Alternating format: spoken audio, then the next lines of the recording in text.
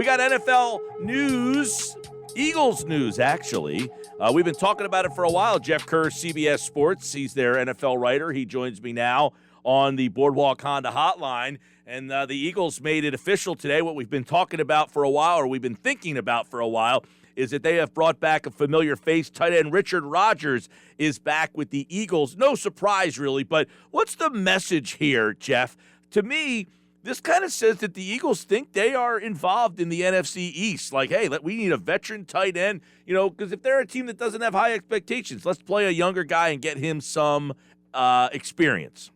At least in my opinion, the Eagles have now insurance in case they ever move on from Zach Ertz, assuming they do. But if not, that's a pretty darn good top three tight end trio right there. You got Zach Ertz, you got Dallas Goedert, you got Richard Rodgers. And the Eagles didn't draft a tight end, I think, because they knew they were going to bring Richard Rodgers back. And Rodgers probably shouldn't have played as much as he did last year. But when he played, he was actually really good for Carson Wentz and for Jalen Hurts. So to me, this was a no-brainer sign. Yeah, they obviously needed a backup tight end in the event they move Ertz, but they've also had Rodgers here with Ertz. So it seems that they like that trio, or they feel comfortable with Rodgers playing the role that he played a lot last year, because really Ertz and Goddard played very little together. They were hurt at both different times, and Rodgers was really the backup to both of those guys last year, and even had times where he had to play some extended snaps and showed that he can handle that. So bringing him back here, you would think that they're pretty set in the tight end room. I guess the next question is, bringing him back, does that make it more likely now that they try to move Zach Ertz? I would say yes, and I would say no. It's kind of a cop-out, obviously, but you got to look at it this way, Mike. So how can I put this in words, though? Where is your team better if you trade Zach Ertz? No, I don't think so. We're just talking about, this team thinks they can compete. Well, why would you trade Zach Ertz if you think you can compete? That's the question you have to ask yourself if you're Howie Roseman. Then you're so far along in this thing, unless Zach Ertz just flat out says, I am not playing this year. Forget it. I'm not going to be a Philadelphia Eagle. You tell Zach Ertz, look, we expect you the first day of camp, and that's it, because he wasn't going to get fined for not showing up to mandatory minicamp, because there wasn't a mandatory minicamp. So pretty much they have 6 weeks to figure this thing out and see if Zach Ertz does want to come back. I ultimately think Zach Ertz wants to be a Philadelphia Eagle. Here's the problem, though. He wants a new contract, and the Eagles just don't want to give him one. Right, and but the problem, doesn't Zach Ertz realize and see that nobody else wants his contract? So nobody else wants your contract, so why don't you just stay with where you're comfortable?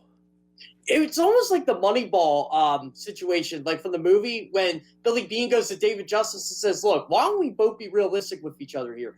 The Yankees are paying you half your salary to play against them. That's a great pull by you, Kerr. I love that movie, so I had to use it. I love when he tells David Justice that, and Justice tries to tell him off. But anyway, it's kind of like the same thing with Zach Ertz. Why don't we get the last bit of good football left in you, Zach Ertz? And I'll tell you what, you can go wherever you want this offseason, but we're going to keep you for 2021, and we're going to try to win some football games, because we think we're a better football team with you and Dallas Goedert than with Dallas Goedert. But I think it's a great reference, by the way, the David Justice thing. Here's a guy, look, and I'm not saying Ertz doesn't deserve to think that he's a pretty good player. I don't think he's where Justice was in his career at that point, which was basically done. Ertz can still play, but nobody wants his contract. Isn't that evident? And he has to understand that. I'm not saying stay with where you're comfortable. No, I'm not telling anybody to just do something because you're comfortable. But he likes it here. He's just not happy with the contract situation. But open your eyes. Nobody else wants your contract either. Exactly. The Buffalo Bills want you, but they don't want you at $12.5 million or $11.5, whatever his contract is. $8.5. Yeah, $8.5. So there you go. It's the same thing with the Indianapolis Colts. I'm sure Carson Wentz would love to have Zach Ertz on that team. He's a better option than Jack Doyle or Mo Alley Cox, but they're not paying him what the Eagles are paying him. So if you want to get paid a lot of money and still be a productive football player, why not stay in Philadelphia? Nick Sirianni's going to take care of you. You can tell he's a player's coach. I think the Eagles are going to do whatever they can to try to mend fences at least for 6 more months. Wait, okay. Mend fences. That's an interesting point, Jeff. Last year, he wanted the contract. Roseman didn't give it to him, and they had a split there, a divide. So that being said, mending this, is it as simple as saying, look, I'm just, this is a business. We want you here. But nobody else, does he do the Billy Bean thing and say, nobody else, we've tried. Nobody wants your contract. Although, does Ertz return and say to him, Jeff, hey, people have offered you stuff. And then the Eagles say, yeah, but they're offering us 6-round picks, man. Stay here. We got a new young coach. We got Dallas. We got we could surprise people. Do you think it is fixable, I guess? I think it is fixable just because of that scenario you pointed out. If you're the Eagles, why would you just want to give this guy away for a 6-round pick? Are you kidding me? What are you going to get out of a 6-round pick? Okay, yeah, people mentioned Jason Kelce. How about the other 6-round picks that are terrible throughout the NFL, throughout all of eternity? You just don't find great 6-round picks. So why would you want to trade that? Yeah, if someone offers you a third for Zach Ertz, absolutely you do that. But the Eagles look, I think the Eagles really do think they can compete in the NFC East this year. And I don't have a problem with them thinking that. As long as Jalen Hurts plays at the level they think he's capable of playing of this year, they are going to compete in this division no matter what. I agree with that in terms of, this division. I think Dallas is the favorite with Dak Prescott coming back. I think they should be the favorite. I think after that it's pretty, wide open. I mean, I like Washington adding Fitzpatrick, but the Giants. I like the quarterback controversy there, though. In Washington? Yeah. How so? Give me the insight on that. Give me the insight on that.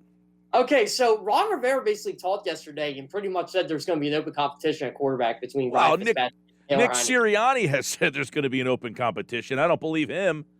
Well, I don't believe him either, but it's a little bit more. Do you really think Joe Flacco's going to beat out Jalen Hurts?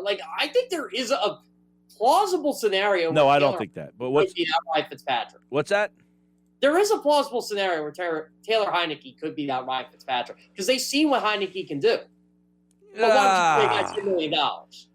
So I guess, all right, put it this way. I believe that that's more of a competition than, yes, the Eagles. I do agree with that. But I would say, okay, I would compare it to when the Eagles said there was a competition with Mike Vick and Nick Foles.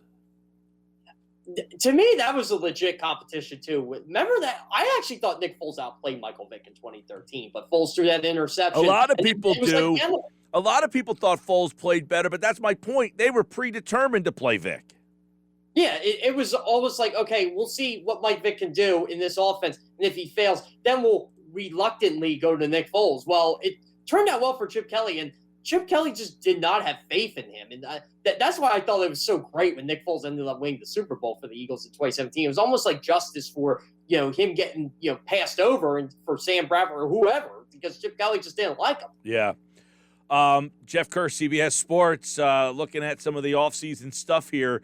And obviously now I was reading an article about the worst throws in football last year in terms of 3-strep, 2-streps, ones that – Daniel Jones finished on that list in half of them, and the other half was all Carson Wentz. And by the way, they kind of clumped Wentz and Hurts in together. But is Daniel Jones what's holding back the Giants? I think so. I don't think Daniel Jones is as good as Giants fans actually think he is. And I think Daniel Jones has the potential to be good, but he doesn't have an offensive line. And let's be honest, he really is not a good pocket passer. You could say what you want about the guy. I think the Giants want to see how this guy does when he has a Kenny Golladay, a legit deep threat there, a Darius Slayton, Kadarius Toney, a Sterling Shepard, actually has weapons to throw to. Evan Ingram even is one. With a healthy Saquon Barkley, I think they do owe it to themselves to see what they have in Daniel Jones. But as long as they don't have an offensive line, the problems with Daniel Jones are going to ensue. He makes bad decisions. Yeah, he can run the football. There's no doubt about that. But as a quarterback, he really hasn't shown me anything in 2 years. I thought he would take – if he took a leap, I didn't think he'd take a Carson Wentz-type leap in year 2, but I thought he'd be a little better, maybe a Baker Mayfield year 1 leap in year 2, and he just didn't do it. Nope, and I was reading something today. They picked 6 teams. I think this is over at Sports Illustrated. 6 teams with losing records that could make the playoffs this year. The Giants were one of them, and I'm thinking, man, I'm not saying 0% chance. Everybody, the NFC East I think is going to be such a mixed bag. But Daniel Jones to me makes them I hate to say that he's worse than Hurts. I don't know about Hurts, but I feel better about Hurts. And I like what the Giants have done with their roster. I don't like the quarterback. That's what I don't either. And you know what? I am not completely sold on Joe Judge either. Is the Ray Rhodes philosophy of we're going to outwork you going to work for as long as it can? Yeah, the players like him now. What happens if they start 5-5 again? Like, are they going to tune out on him? Remember, this Ray Rhodes thing worked with an inferior roster for about a year and a half, and then it all bottomed out. And we saw what happened in Philadelphia. In my mind, Joe Judge is pretty much Ray Rhodes at this point. We just don't know how much this motivation, this us against the world mentality can work. Yeah, did they make strides last year? Absolutely. But at the end of the day, they were only 6-10. Jeff Kerr over at CBS Sports, you wrote a long-form piece. It was really good on Leonard Toes' wife. And, Leonard is an interesting figure in Philadelphia Eagles lore. People kind of looked at him as, like this drunk who almost allowed the franchise to leave town. But in the end... Over the team, essentially. Right? But in the end, tell us a little bit of the story about why Toes is a little underappreciated in his family. Well, I love talking to Marnie Snyder about this, and I've talked to Marnie for a number of years about Susan, and and I almost forgot her mom was the first woman GM, because we were talking about women making strides in football. We're like, wait a minute, wasn't Susan Toast an actual GM for the Eagles? And turned out she was, so we started talking about it, and that came up with the idea for the story. But I really wanted to get into the Eagles moving to Phoenix because Susan Toast Spencer was right in the middle of that and everything that was going on. And pretty much like Pete Rozelle was after Leonard Toes for gambling and, his alcoholism and a bad stain on the league. And the Eagles were losing money. I think everybody kind of knew that. And they were looking at minority owners to jump in there and help them out. I think one of the guys in the Minnesota Vikings ownership group was going to do it, and he eventually backed out. So they looked at this Phoenix option. And, Baltimore just moved to Indianapolis. Teams were relocating. The NFL really wanted a team in Phoenix. So, again, they contacted the Eagles. And,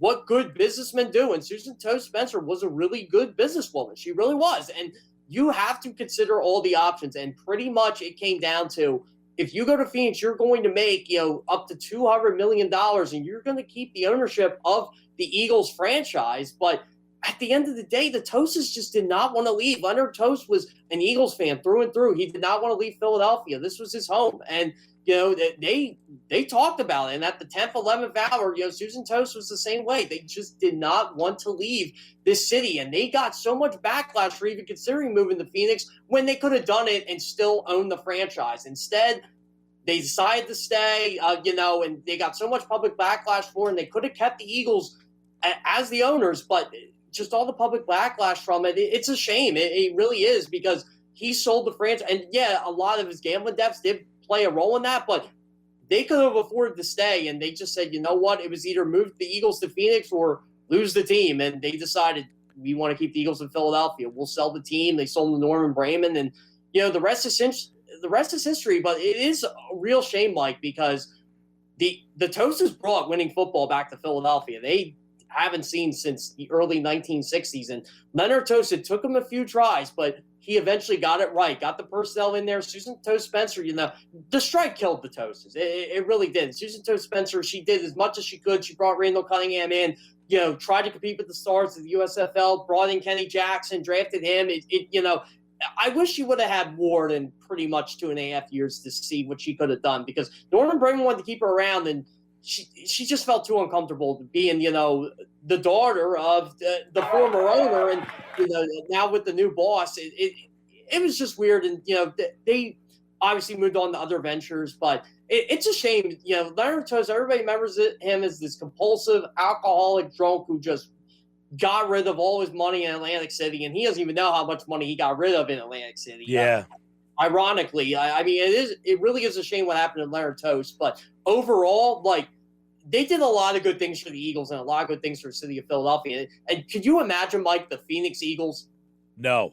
Every time I think about that, we had the Phoenix Eagles. It was when Buddy Ryan went out there with Seth Joyner and Clyde Simmons and all those guys. They played them on Sunday Night Football. I think it was 95, and I just remember I rewatched that game the other week, and I'm thinking to myself, Man, this is so Wait weird. a second. You rewatched an Eagles-Arizona Cardinals game from 1989?